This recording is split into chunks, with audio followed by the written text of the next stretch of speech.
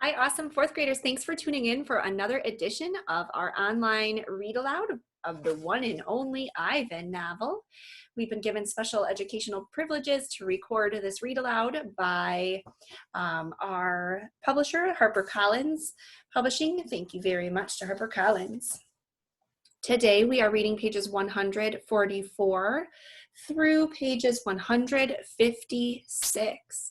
If you don't have your novel with you, please pause this video, run and grab it, and find a cozy spot. Those of you who are ready to read, let's begin. On page 144, our chapter is called 9,876 Days. And we left off knowing that Ivan was really feeling lost. One of the last things he said is, "They have no name for what I am." That is coming mainly from the fact that he was very quickly taken from in the place that he knew as a comfortable, safe home with his family, then treated basically like a human, and was being raised like a baby human in Mac's house, to now he's in his domain in the Big Top Mall. Life is changing so quick. Remember, he was named originally by his family Mud because of his love of drawing in the mud and using mud to draw. And remember, that's what he knows in a name. The name is supposed to represent things that he loves, things that he's passionate about, things that kind of define him and what he loves to do. He's now feeling like he doesn't know what he loves to do. He doesn't even really feel comfortable in his own home, or where is his home? He's not sure. And so he's feeling really unsettled and just lost, basically. So again, we pick up on page 144, chapters called 9,876 Days. Ruby is finally asleep. I watch her chest rise and fall. Bob, too, is snoring. Okay, so we're back now to the storyline. He was telling all of those details about his time with Mac and how he was taken from the forest. All of that was shared as kind of like a flashback, or sharing what led up to, and now we're back in the story. He told that story to Ruby, remember, to help settle her down and help her fall asleep. But my mind is still racing. For perhaps the first time ever, I've been remembering. It's an odd story to remember, I have to admit. My story has a strange shape, a stunted beginning, an endless middle. I count all the days I've lived with humans. Gorillas count as well as anyone, although it's not a particularly useful skill to have in the wild. I've forgotten so many things, and yet I always know precisely how many days I've been in my domain. I take one of the magic markers Julia gave me. I make an X, a small one, on my painted jungle wall. I make more X's and more. I make an X for every day of my life with humans. My marks look like this. Then they have X, X, X, X, X. The rest of the night I mark the days. And when I'm done, my wall will look like this. Just look carefully at page 145 so you can see all those X's. And so on, until there are 9,876 X's marching across my wall like a parade of ugly insects. Okay. By describing those X's as ugly insects, the author is telling us how he is feeling. They want you to infer the feelings that Ivan is feeling at this point. Okay? Each of those days are ugly insects.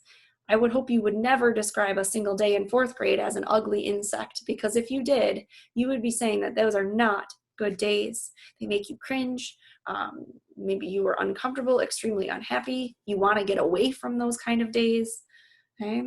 Not positive. Page 147, our chapter is called A Visit. It's almost morning when I hear steps. It's Mac. He has a sharp smell. He weaves as he walks. He stands next to my domain. His eyes are red.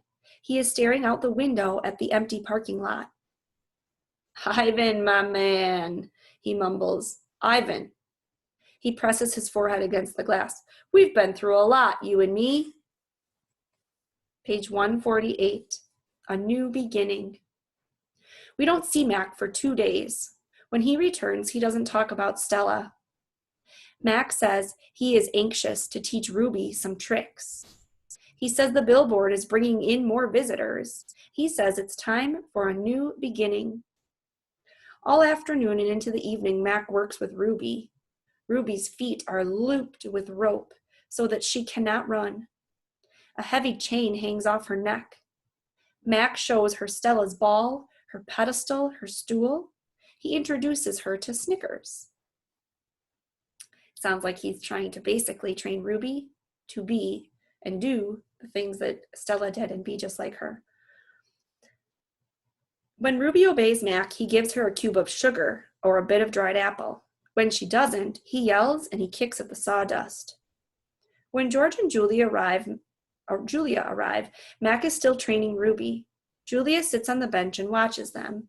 She draws a little, but mostly she keeps her eyes on Ruby. Bob watches too. He's hiding in the corner of my domain under Not Tag. It's raining outside, and Bob does not like damp feet. Ruby trudges behind Mac, her head drooping. Endlessly, they circle the ring. Sometimes Mac slaps her flank with his hand. Suddenly, Ruby jerks to a stop.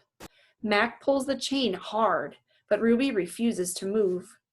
Come on, Ruby, Mac's almost pleading. What is your problem?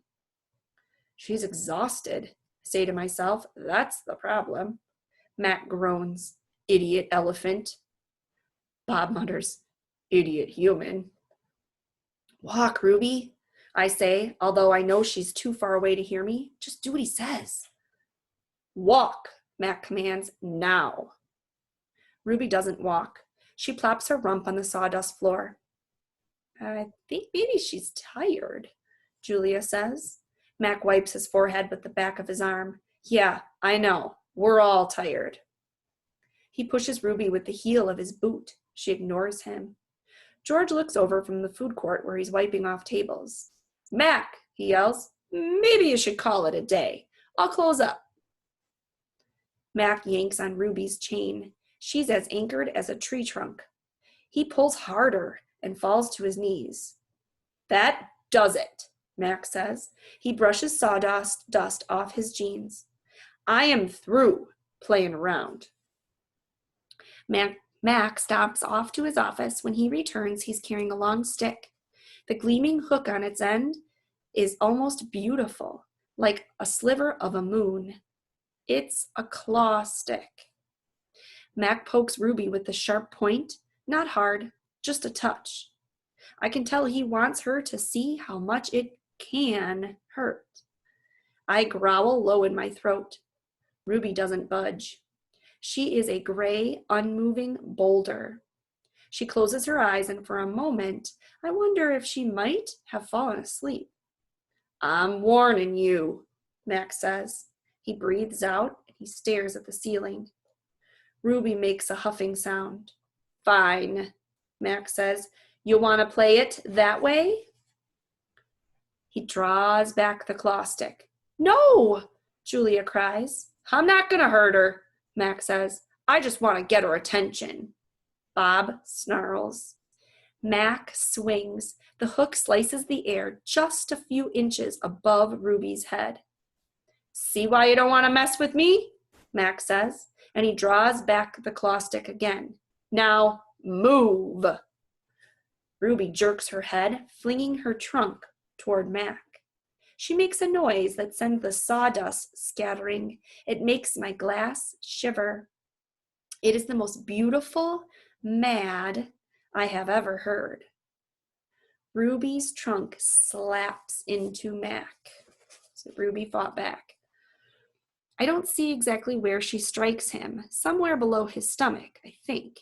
And I know he must be uncomfortable because Mac drops the claw stick and falls down on the ground and curls into a ball and howls like a baby.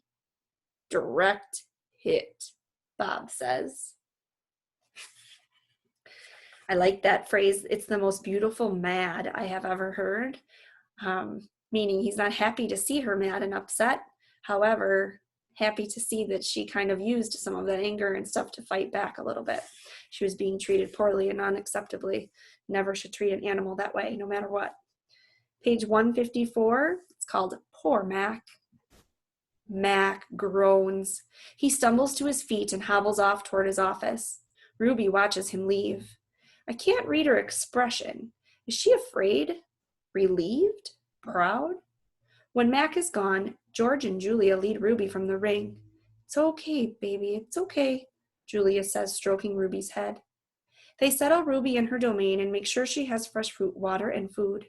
Before long, Ruby's dozing. She's sleeping. Dad, Julia asks as George locks Ruby's iron door. Do you think Mac would ever hurt Ruby? I don't think so, Jules, George says. At least I hope not. Well, maybe we could call someone? George scratches his chin. I wish I could help Ruby, but I wouldn't know how. I mean, who would I call? The elephant cops?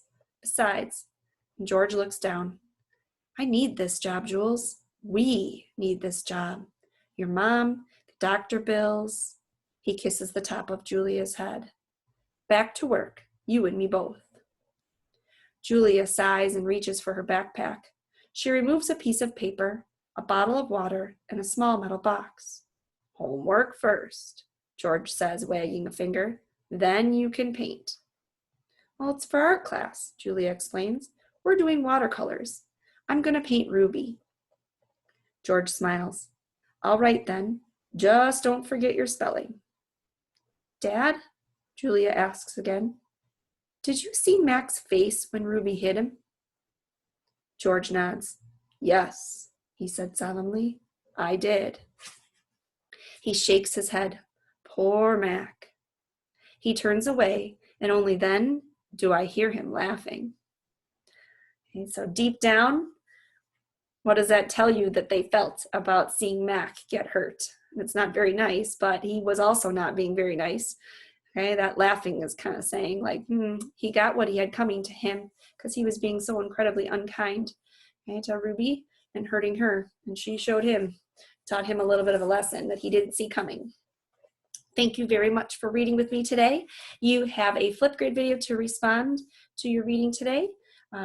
Thank you for working hard and doing the best that you can do and being the best you can be each and every day. Miss you all. Send you love and hugs.